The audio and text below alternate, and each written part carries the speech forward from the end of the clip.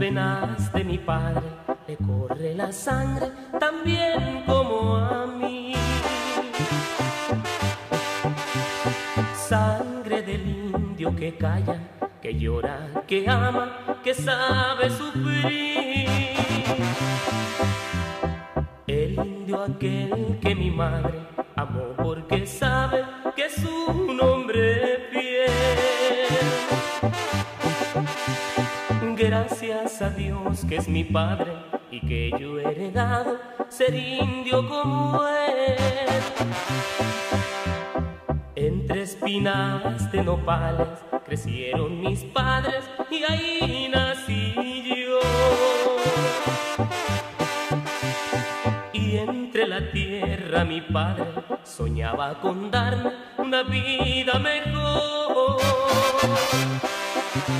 Ya no vivo entre tanta pobreza, vivo como mi padre soñó. No ambiciono tampoco riqueza, la sangre de indio que traigo es mejor.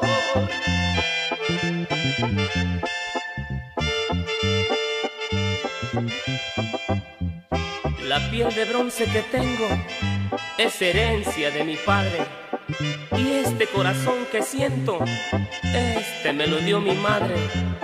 Los dos me dieron la vida, los dos me dieron su sangre. Y gracias a Dios que me hicieron un indio como mi padre.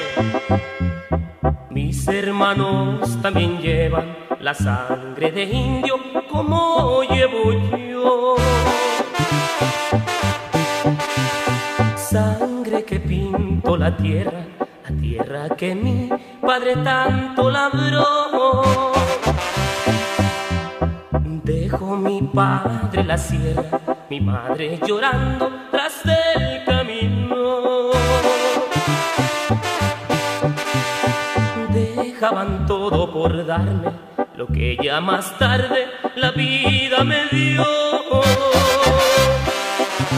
Ya no vivo entre tanta pobreza,